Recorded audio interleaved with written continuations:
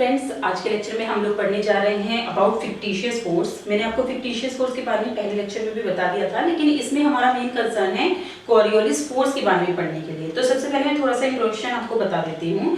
देखिए, कोई आपको दो तरह के फ्रेम थे, इनर्शियल एंड नॉन इनर्शियल, और मैंने आपको बताया था कि इनर्शियल फ्रेम उन फ्रेम्स को कहते हैं जो दो फ्रेम को कंपैरिजन करोगे आप हमेशा।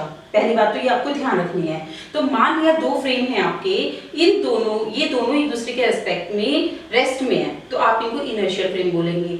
या फिर एक के रेस्पेक्ट में दूसरा फ्रेम यूनिफॉर्म वेलोसिटी से जा रहा है, इससे दूर जा रहा है या इसके पास आ रहा है, तो ये दोनों फ्रेम ही इनर्शियल फ्रेम होंगे। तो नॉन इनर्शियल फ्रेम कौन से होते हैं? मान लिया आपने दो फ्रेम लिए हैं, ठीक है। एक तो रेस्ट होगा, मान लो आप जमीन पे खड़े हो, और दूसरा फ्रेम जो है, या आप गाड़ी की बात करें जो कि एक्सेलरेटेड मोशन में जा रही है, तो उसमें जो भी पर्सन बैठा होगा उस गाड़ी के अंदर, उस कार के अंदर जो कि एक्सेलरेटेड मोशन से जा रही है, तो उस फ्रेम को आप कहेंगे नॉन इनर्शियल फ्रेम, ठीक है ना।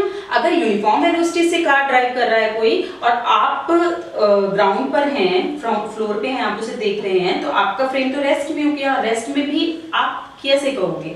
आप किसी चीज से कंपेयर करेंगे। आप मान लिया प्लांट्स होंगे, ट्रीज होंगे, उनसे आप कंपेयर कर रहे हो कि जैसे ये रेस्ट में हैं, तो इनसे हम इनके रेस्पेक्ट में हम मूव नहीं कर रहे हैं, दैट मीन्स कि हम भी रेस्ट में हैं, ठीक है ना। तो हमने उससे कंपेयर कर लिया कि हम रेस्ट में हैं। उसके बाद हमने कार को देखा, कार यूनिफॉर्म वेलोसिटी से जा रही है, तो वो इनर्शियल फ्रेम है। एक्सेलरेटेड वेलोसिटी से एक्सेलरेटेड है, तो आप उसे कहते हैं कि ये नॉन इनर्शियल फ्रेम है। तो दो तरह के नॉन इनर्शियल फ्रेम के बारे में हम बात करेंगे, एक तो जो एक्सेलरेटेड होंगे और सेकेंडली जो रोटेटिंग होंगे, ठीक है। एक्सेलरेटेड के बारे में मैंने आपको अच्छे से डिस्कस कर रखा है। हमारा यहाँ मेन क्या हमें डिस्कस करना है? कोरियोलिस फोर्स के बारे में। मेनली हम कोरियोलिस फोर्स के बारे में इस लेक्चर में डिस्कस करने जा रहे हैं। तो देखिए फ्रेंड्स, ये कैसे जनरेट होता है, वैसे मैंने वो आपको बता दिया था, लेकिन फटाफट से 2-3 मिनट में हम उसको रिवाइज कर लेते हैं। मान लिया एक फ्रेम है, ठीक है। आपका ये फ्रेम आप रूम में भी ले सकते हो। उस रूम में एक रोटेटिंग टेबल है मान लिया, ठीक है ना। तो आपने मान लिया कि एक फिक्स फ्रेम है रेस्ट में, और उसके रेस्पेक्ट में एक फ्रेम रोटेट कर रहा है, ठीक है ना। तो ये आपका रेस्ट में इसीलिए क्योंकि आपने रूम को रेस्ट में माना है, और इस रूम के रेस्पेक्ट में ये फ्रेम मूव नहीं कर रहा है, यानी कि इस रूम को आपने एक फ्रेम माना है, कंसिडर किया है। अब आपने कहा कि इसके रेस्पेक्ट में एक टेबल मूव कर रही है, ठीक है, और उस टेबल पे एक पार्टिकल प्लेस किया हुआ है, ठीक है। सबसे पहले टेबल को आपने स्टेशनरी रख दिया, तो दोनों फ्रेम रेस्ट में है। उस टाइम इन दोनों के ओरिजिन कॉन्साइड कर रहे हैं, और एक्स वाई जेड ये दोनों भी कॉन्साइड कर रहे हैं, ये सब कॉन्साइड कर रहे हैं। बात समझ रहे हैं आप? अब आपने कहा कि आप इसको वाई एक्सिस के अबाउट रोटेट कर रहे हो टेबल को। देखिए, टेबल जो होगी वो 2 डायमेंशनल ही होगी। आपने मान लिया एक्स वाई प्लेन है उसके, और उसको ऐसे रोटेट कर रहे हो, और उस टेबल के रेस्पेक्ट में एक रूम में एक बल्ब लगा हुआ है मान लिया, ठीक है। रूम में अगर बल्ब लगा हुआ है, तो अगर आप उस बल्ब को देख रहे हैं, तो आपको क्या दिखाई दे रहा है? वो स्टेशनरी एक ही पोजीशन पे, ठीक है। अब उसी जगह पे खड़े होके आपने रोटेट करना शुरू कर दिया। आप किधर घूम रहे हैं? ऐसे। तो आपका बल्ब किस डायरेक्शन में घूम रहा है? इस तरफ। समझ रहे हैं ना मेरी बात? आप खुद भी रियलाइज करके देख सकते हैं कि अगर आप इस तरफ घूमते हैं, तो कोई भी स्टेशनरी ऑब्जेक्ट अपोजिट डायरेक्शन में घूमती है। तो दैट मीन्स एक पॉइंट आपने मान लिया P ले लिया है। अब ये दोनों के दोनों फ्रेम कॉन्साइड किए हुए हैं, ठीक है। अब y डायरेक्शन, अगर y डायरेक्शन को आप एक्सिस ऑफ रोटेशन मान लें, और मान लिया एंटी क्लॉकवाइज ही घूम रहा है xy plane about y axis, और ये पॉइंट P है। इस पॉइंट P को जैसे ही ऐसे घूमना शुरू होगा, तो पॉइंट P आपको इस तरफ आता हुआ दिखाई देगा। ये घूम रहा है ऐसे, और पॉइंट किस तरफ घूम रहा है? इस तरफ, यानी क्लॉकवाइज डायरेक्शन में। तो ये चीज आप रियलाइज कर सकते हैं। तो मान लिया थोड़ी टाइम बाद ये xy और ये z प्राइम, ये दोनों डायरेक्शन हो जाएंगे, क्योंकि यही तो घूम रहे हैं। ये जो y एक्सिस है ये नहीं घूम रहा है, क्योंकि ये वाला एक्सिस इसके अबाउट आप घुमा रहे हो, ठीक है ना। तो ये आपका पॉइंट P है, इसकी मान लिया वेक्टर r है, पोजीशन वेक्टर r, ठीक है। तो position vector r for inertial frame. Inertial frame कौन सा फ्रेम हुआ? रेस्ट वाला frame, is equal to position vector r of rotating frame. क्यों? क्योंकि आपके दोनों के ओरिजिन सेम है। तो इसलिए इस पॉइंट के जो पोजीशन वेक्टर हैं, चाहे वो आप रोटेटिंग फ्रेम के रेस्पेक्ट में ले, चाहे वो फिक्स फ्रेम के रेस्पेक्ट में ले, दोनों ही इक्वल होंगे। और ये हमने मान लिया ये r के इक्वल है। ठीक है, फर्स्ट कंडीशन समझ में आई। सेकेंडली, अब आपने कहा कि ये एक्स वाई जेड प्लेन जो है वो तो रेस्ट में है, और एक्स प्राइम वाई प्राइम और जेड प्राइम जो फ्रेम है वो रोटेट कर रहा है, तो हमने उसको रोटेटिंग फ्रेम एस प्राइम लिया है और इसको हमने एस लिया। देखिए हमने क्या देखा कि अगर आपका पार्टिकल P रेस्ट में है with respect to X Y Z plane, तब भी रोटेटिंग फ्रेम में उस पार्टिकल की velocity minus omega cross R v is equal to ये हो जाएगी। देखिए अगर मान लिया वो उल्टे डायरेक्शन में चल रहा है, तो आप वेलोसिटी रोटेटिंग फ्रेम में अगर वेलोसिटी निकालोगे पार्टिकल को, तो कैसे निकालते हो? v is equal to omega cross r, इससे निकालते हो ना। तो ये नेगेटिव डायरेक्शन में हमने लिया है कि रोटेट इस डायरेक्शन में कर रहा है, पार्टिकल की वेलोसिटी ये है, जब ये इसकी वेलोसिटी 0 है। अब मान लिया स्टेशनरी फ्रेम में भी पार्टिकल की वेलोसिटी v है। ठीक है, स्टेशनरी फ्रेम आपका इनर्शियल फ्रेम है। इस इनर्शियल फ्रेम में मान लीजिए पार्टिकल की वेलोसिटी vi है, तो रोटेटिंग फ्रेम में क्या हो जाएगी? vr इज इक्वल टू हो जाएगा vi minus omega cross r। ठीक है, वैसे तो प्लस होगा लेकिन यहाँ पे नेगेटिव साइन के साथ है, इसलिए माइनस दिस। तो आपने यहां से निकाल लिया vi is equal to vr plus omega cross r।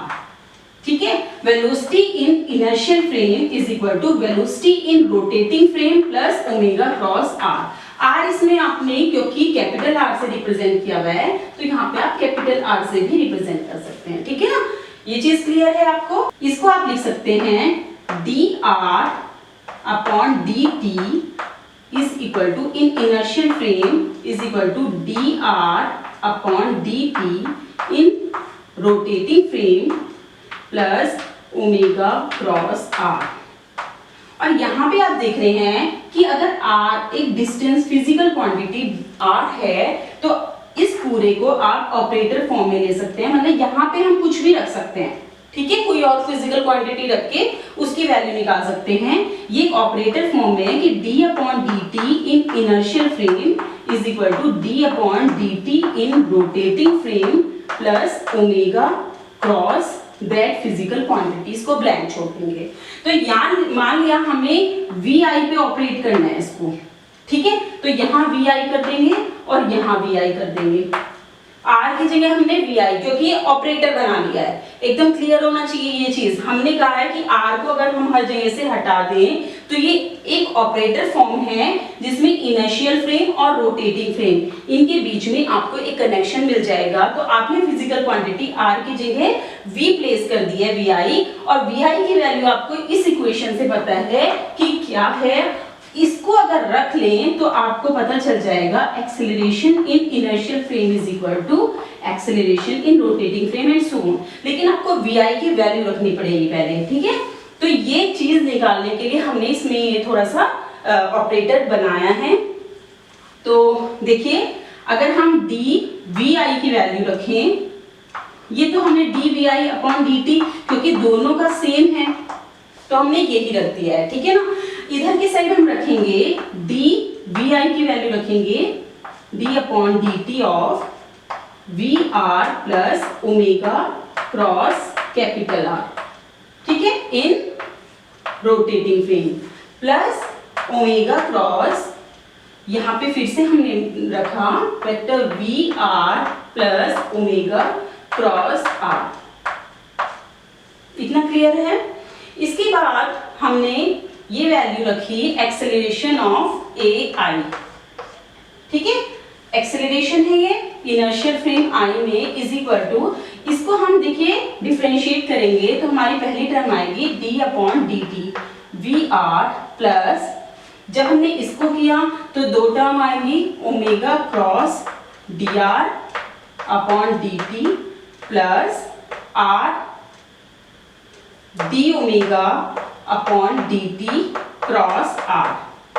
ठीक है, ये हमने ये कर दिया, इनके दोनों को कर दिया। उसके बाद हमने इसको, यहाँ पे क्रॉस का साइन आएगा तो ये हमारे पास एक टर्म आएगी omega cross V R plus एक और टर्म आएगी ओमेगा क्रॉस कैपिटल आर। ठीक है, क्लियर है ये सारी टर्म।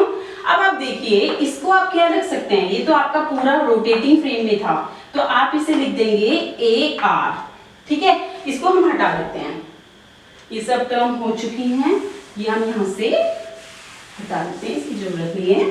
ए आर, देखिए ये हो गया ए आर, यहाँ पे आप देख रहे हैं ये बन गया आपका plus omega cross D R is equal to इसके और इसके दोनों के इक्वल था, तो हम वी आर कर दें, कोई प्रॉब्लम तो नहीं होगा।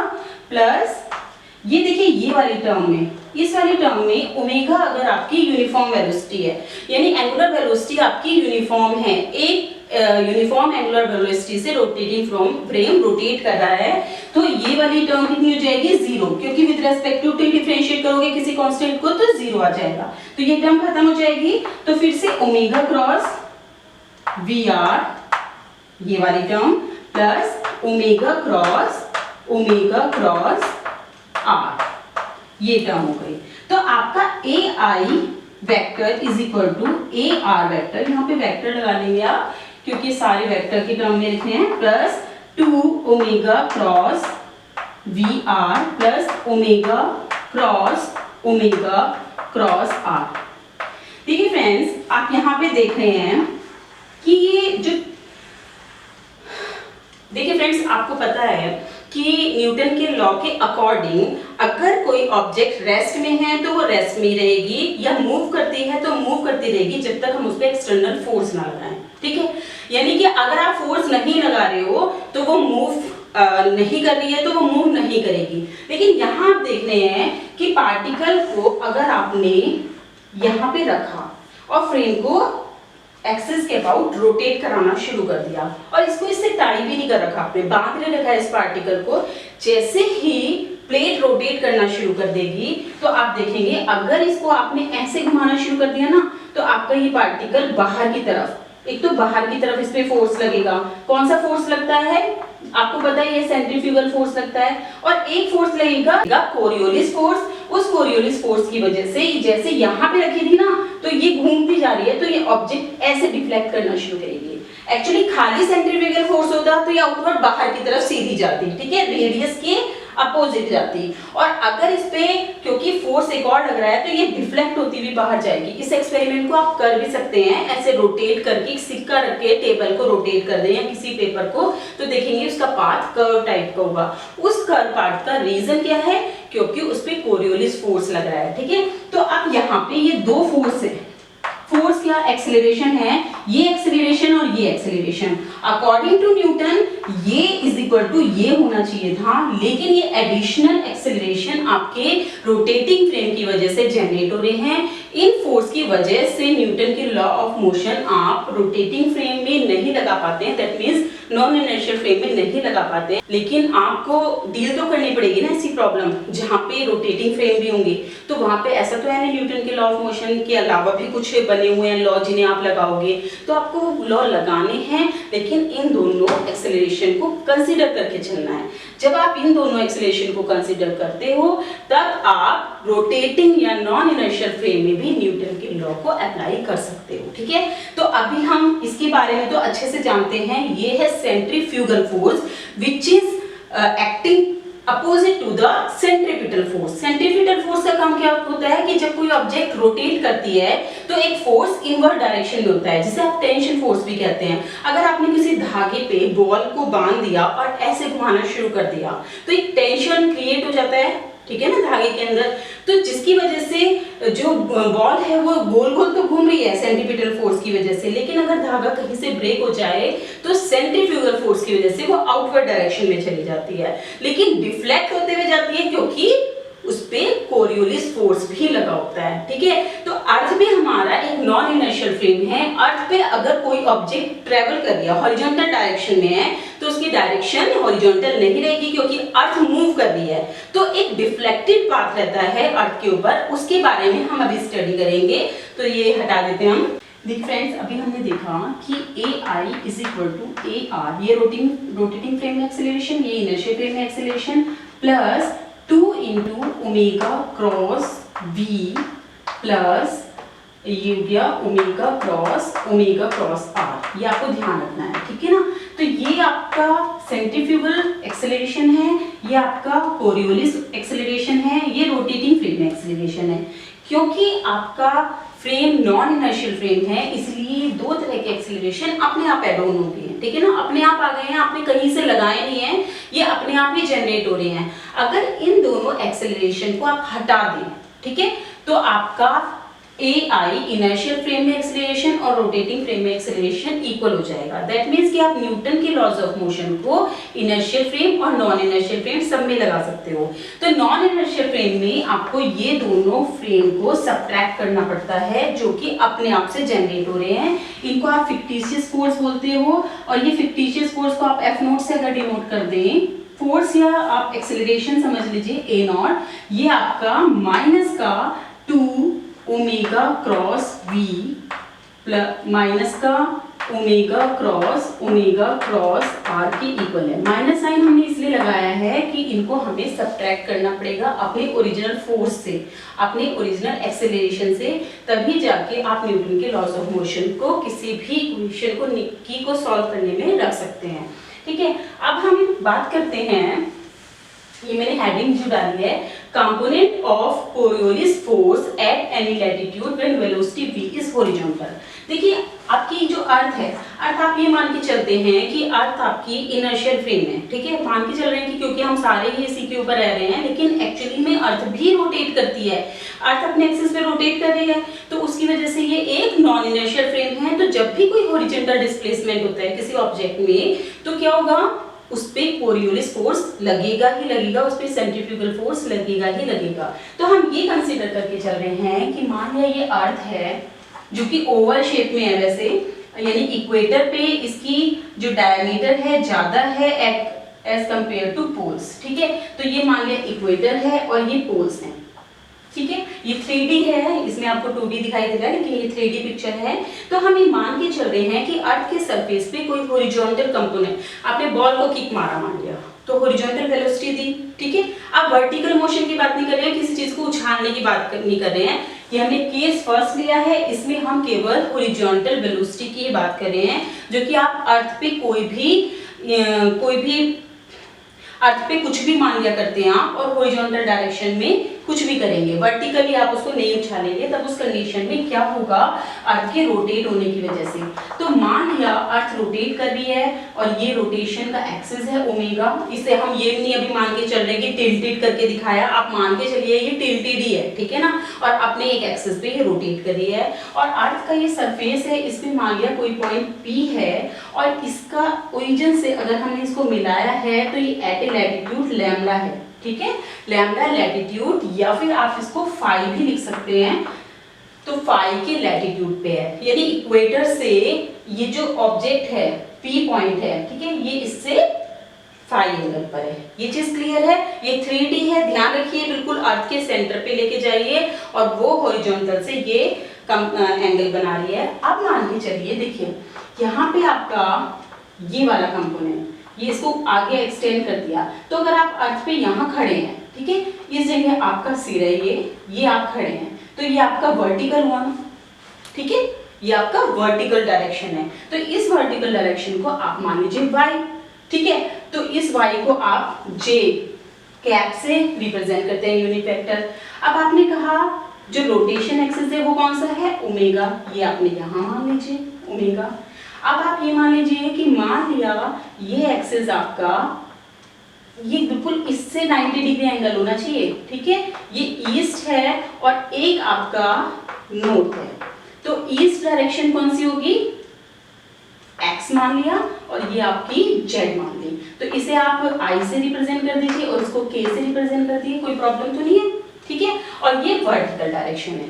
तो अब हमने कहा है कि हमारा जो ऑब्जेक्ट है वो हॉरिजॉन्टल प्लेन में मूव कर रहा है, वर्टिकल से उसका कुछ लेना देना नहीं है। तो अगर वेलोसिटी के आप दो कंपोनेंट लगाना चाहें, तो एक तो हॉरिजॉन्टल कंपोनेंट कौन सा है, नॉर्थ, और एक है ईस्ट, यानी कि x एंड z।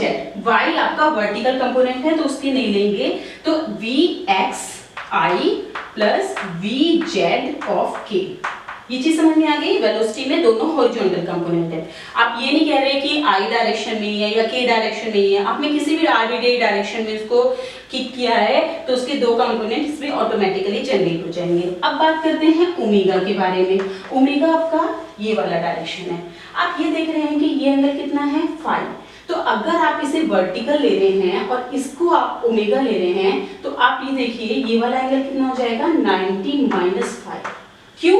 क्योंकि ये हॉरिजॉन्टल से फाई एंगल बना रहा है और ये वर्टिकल है इसके कंपैरिजन में। ठीक है, तो ये 90 माइनस फाइव हो जाएगा, या आप यहां से भी ले लीजिए, ये 90 माइनस फाइव है तो ये वाले डायरेक्शन और इसके बीच में 90 माइनस फाइव एंगल हो गया। तो ओमेगा का इस डायरेक्शन में कंपोनेंट और इसके परपेंडिकुलर डायरेक्शन में, क्योंकि ये वाई एक्सिस है और जेड एक्सिस है, एक दूसरे के परपेंडिकुलर ही होंगे, तो इनमें जो कंपोनेंट होंगे, देखिए वाई एक्सिस में कंपोनेंट होगा omega cos 90 minus five of J plus omega sine 90 minus five of के। कोई प्रॉब्लम तो नहीं है? तो आपके पास दोनों चीज आ गई हैं। आपको क्या निकालना है? आपको कोरियोलिस एक्सेलरेशन निकालना है। तो इसके लिए आपको क्या करना पड़ेगा, ओमेगा क्रॉस वी करना पड़ेगा। ओमेगा की वैल्यू आपको पता ही है, ओमेगा कॉस का क्या बन जाएगा, sine five of J plus omega cos five of K.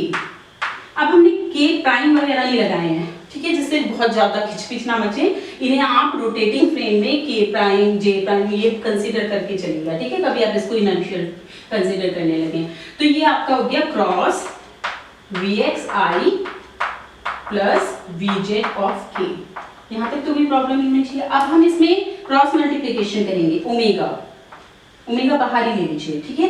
तो आपका हो गया V X sine five J cross I, ठीक है, प्लस ओमेगा तो बाहर ही है, V X cos five K cross I plus ये आपका वी जेड कंपोनेंट है, तो V Z sine five J cross K plus इसका इससे, तो V Z cos five K cross K. देखिए फ्रेंड्स, ये आपको अच्छे से पता है कि साइक्लिक ऑर्डर में आई जे के लेते हैं, तो I cross J is equal to K, J cross K is equal to I, और K cross I is equal to J के इक्वल होते हैं। अगर आप कोई भी नंबर रिवर्स करते हैं तो माइनस साइन में आएगा। और ये भी पता है आपको कि सेम जैसे के क्रॉस के होता है, ये जीरो के इक्वल निकल के आता है। तो यहाँ जे क्रॉस आई क्या है, उल्टा है, आप एंटी क्लॉकवाइज डायरेक्शन में जा रहे हो। अगर क्लॉकवाइज डायरेक्शन में आई जे के मिलता, जे आई क्या बनेगा, माइनस का के क्रॉस आई, के क्रॉस आई सही जा रहा है, तो जे, ये जे क्रॉस के आई। तो देखिए फ्रेंड्स, ये आपका आ जाएगा ओमेगा वी एक्स माइनस के साइन के साथ sine five of K plus V X cos five of J plus V Z sine five of I, ठीक है। तो ये आपका ओमेगा क्रॉस वी की वैल्यू आ जाएगी। लेकिन आपका कोरियोलिस एक्सेलरेशन क्या होता है, 2 से मल्टीप्लाई करते हो, 2 इंटू ये आपका माइनस का साइन था के लिए, तो यहाँ माइनस ओमेगा, ठीक है। तो ये जो इक्वेशन आई है ये आपका क्या बता रहा है, कोरियोलिस एक्सेलरेशन, ठीक है।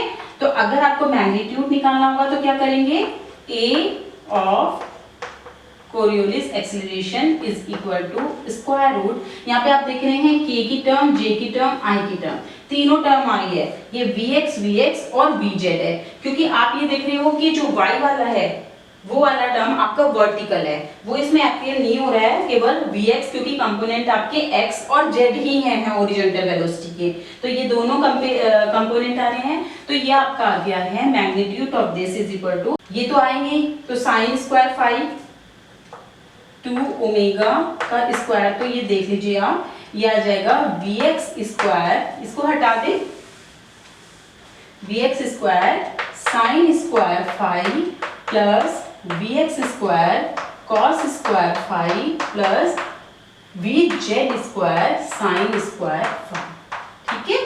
और इसमें आप देख रहे हो कि ये दोनों अगर आप कॉमन ले लें तो ये आपका 1 हो जाएगा, तो that means this is equal to, इसको आप बाहर निकाल सकते हैं 2 ओमेगा को, square root V X square, ये आपका 1 हो गया, plus V Z square sine square phi, ठीक है। तो ये आपका कोरियोलिस एक्सेलरेशन की मैग्नीट्यूड की वैल्यू आ गई है। अब आपको देखना है एक्सेलरेशन इन हॉरिजॉन्टल डायरेक्शन क्या होगा। देखिए हॉरिजॉन्टल डायरेक्शन के 2 कंपोनेंट है, एक तो आपका k है और एक है i। तो आपको अगर एक्सेलरेशन इन हॉरिजॉन्टल डायरेक्शन में निकालना है और एक्सेलरेशन इन वर्टिकल डायरेक्शन में निकालना है, ये दोनों चीज पूछी जा सकती है क्वेश्चन में। ध्यान रखना है आपकी वेलोसिटी जो है वो तो हॉरिजॉन्टल डायरेक्शन में ही है, लेकिन एक्सेलरेशन हॉरिजॉन्टल और वर्टिकल दोनों डायरेक्शन में होगा। तो वो दोनों कंपोनेंट हम इसमें निकालेंगे, तो इसको हम हटा देते हैं, हमें लेकिन नीचे वाले की जरूरत है इसमें। तो ये ध्यान रखिए, acceleration in horizontal direction is equal to, horizontal के कंपोनेंट कौन कौन से हैं, ये और ये। तो आपका कितना हो गया माइनस का, ये वेक्टर अगर लगाएं तो 2 ओमेगा माइनस का V X sine phi of K और plus V Z sine phi of I, ठीक है। तो अगर इसका कंपोनेंट का आपने मैग्नीट्यूड किया तो ये 2 ओमेगा स्क्वायर रूट, ये वाला V X square sine square phi plus V Z square sine square phi के इक्वल निकल के आएगा, ठीक है। और इसमें भी आप देखिए 2 ओमेगा और साइन फाई बाहर आ जाएगा, तो square root V X square plus V Z square, और ये देखिए ये क्या बन जाएगा वी स्क्वायर, और वी स्क्वायर का बाहर निकल जाएगा, क्योंकि वी जो आपका था वो था V X of I plus V Z of के।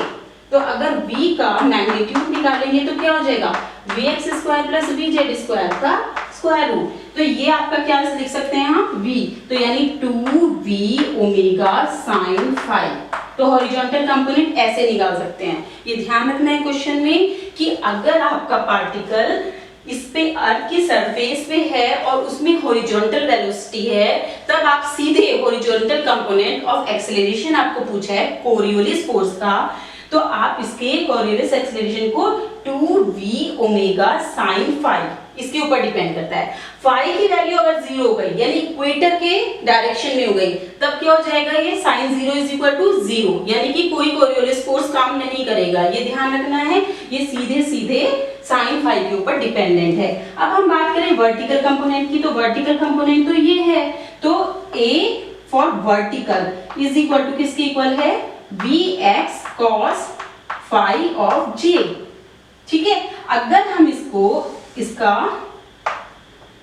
मैग्नीट्यूड निकालेंगे वर्टिकल का, तो ये आपका आ जाएगा square root of V X square cos square phi, ठीक है। तो ये simple V X cos phi इसके इक्वल, ये वर्टिकल एक्सेलरेशन है, ठीक है। तो इन दोनों की वैल्यू ऐसे निकाल सकते हैं। अब हम बात करेंगे, अगर आपकी अर्थ है, अर्थ की सरफेस पे किसी ऑब्जेक्ट को आपने वर्टिकली ऊपर की तरफ फेंका, ठीक है, तो आपको तो ऐसा लग रहा है कि सीधी जा रही है, लेकिन एक्चुअली में क्या होता है g की वैल्यू यहां से कनेक्टेड रहती है इस डायरेक्शन से। तो अब इसको हटा लेते हैं, फिर देखिए अभी आपने ये तो देख लिया कि अर्थ की सरफेस पे अगर किसी चीज ऑब्जेक्ट को हमने हॉरिजॉन्टल वेलोसिटी दी तो उसके ऊपर कोरियोलिस एक्सेलरेशन हॉरिजॉन्टल डायरेक्शन में कितना होगा और वर्टिकल डायरेक्शन में कितना होगा। तो ये चीजें आपने अच्छे से समझ ली हैं। अब हमने कहा है कि मान लिया अर्थ की सरफेस पे कोई पर्सन है जो किसी ऑब्जेक्ट को वर्टिकली अपवर्ड डायरेक्शन में फेंक रहा है, ठीक है ना, तो वो फिर नीचे की तरफ आ रही है, कुछ भी ले लीजिए। तो अभी मान लिया ये इक्वेटर है, ये पोल्स हैं, ठीक है। तो आपने कहा कि इसका सेंटर है और ये पॉइंट P है और यहाँ से ऊपर की तरफ कोई ऑब्जेक्ट ऊपर h हाइट से मान लिया नीचे की तरफ आ रही है, ठीक है। तो ये आपने कंसीडर किया।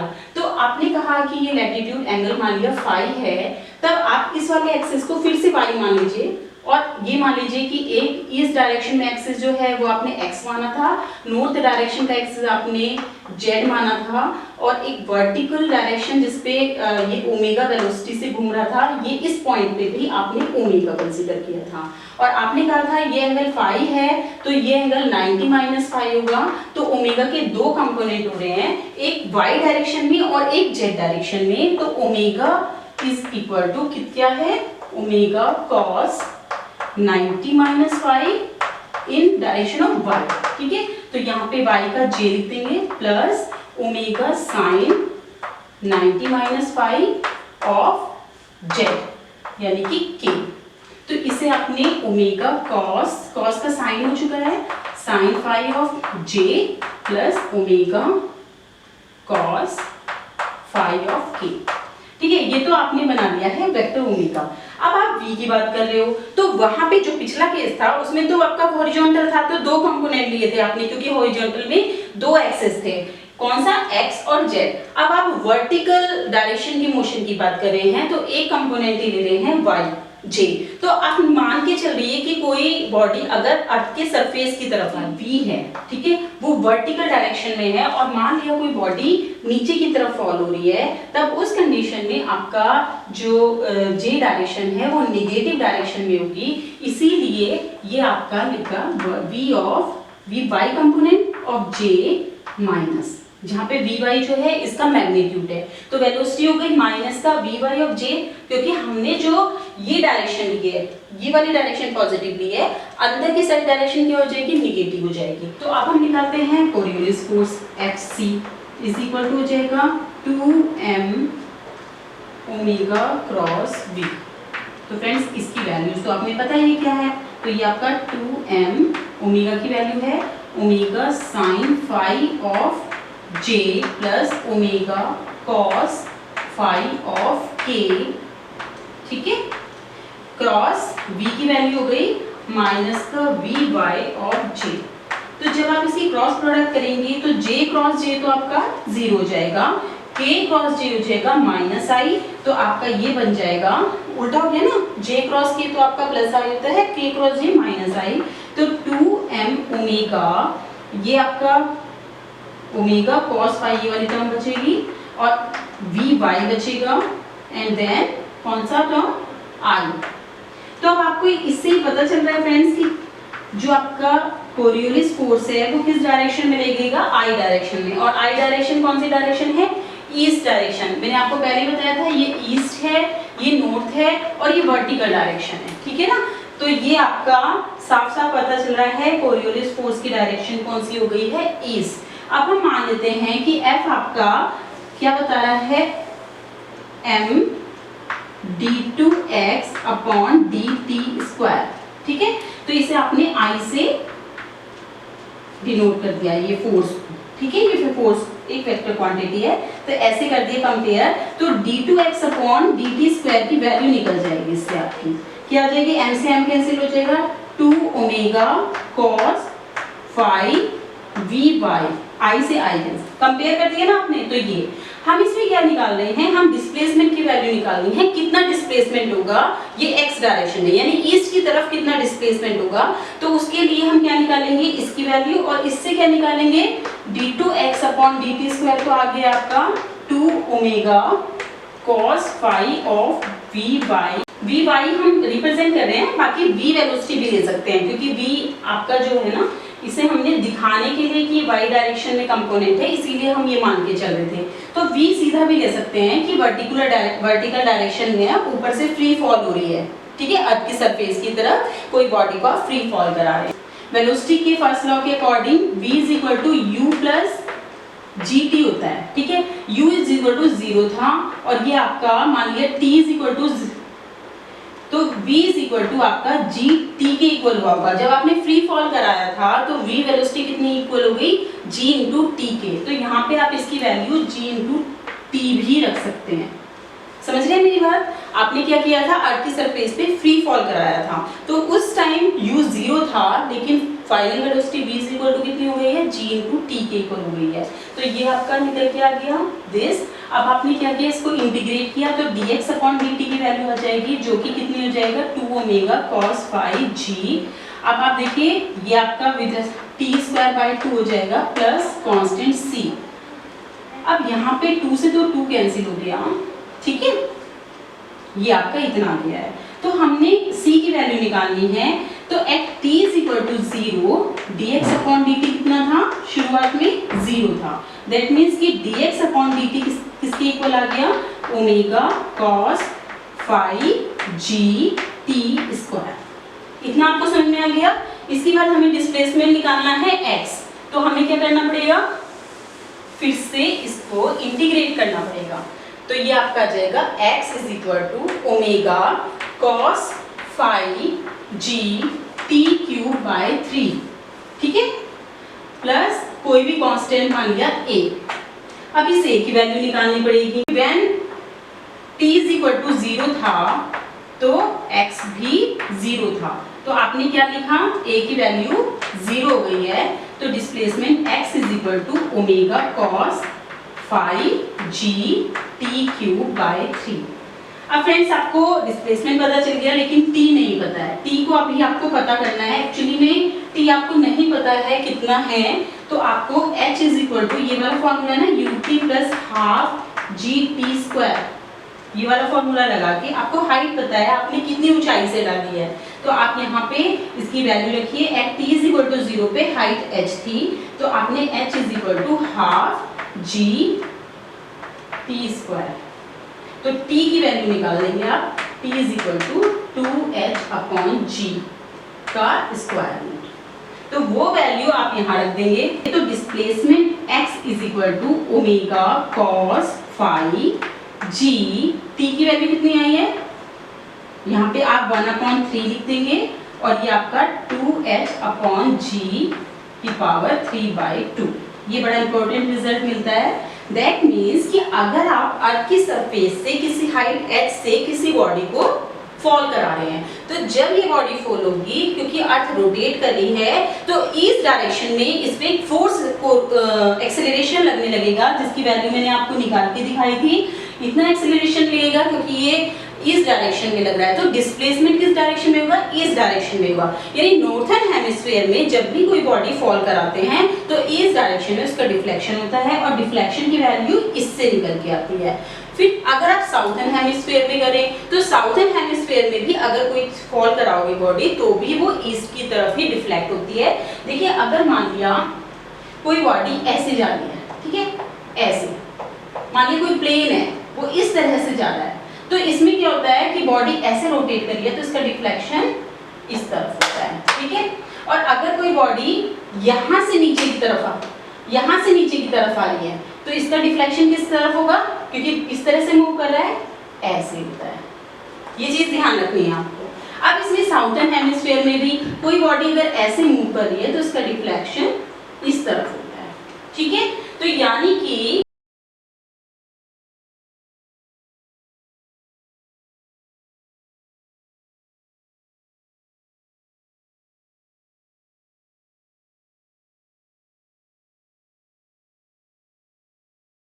अगर कोई प्लेन यहाँ से स्टार्ट होगा और इसे यहाँ जाना है, कोई भी ऑब्जेक्ट है यहाँ से स्टार्ट किया और यहाँ जाना है, तो अगर आप सीधा चलोगे तो ये इधर की साइड रिफ्लेक्ट होके यहाँ पहुंचेगी, ठीक है। अगर ये ऊपर से नीचे की तरफ जाएंगे, तो अगर आपने सीधी वेलोसिटी ली, आपको मान लो ये पॉइंट आपका नॉर्थ है और ये साउथ है, नॉर्थ से चला साउथ की तरफ, तो सीधे अगर चलेंगे आप तो आप कभी नहीं पहुंच पाएंगे साउथ में। आपको डिफ्लेक्शन कैसा मिलेगा, अर्थ के रोटेशन के कारण इस तरह से मिलेगा। तो इस तरह से कोरियोलिस फोर्स वर्क करते हैं। देखिए फ्रेंड्स, नेक्स्ट लेक्चर में मैं आपको न्यूमेरिकल कराऊंगी इससे रिलेटेड, पूरे एक्सप्लेन करके, उससे आपको कॉन्सेप्ट क्लियर हो जाएगा कि किस तरह से कोरियोलिस फोर्स वर्क करते हैं। इस लेक्चर में इतना ही रखते हैं। Thank you.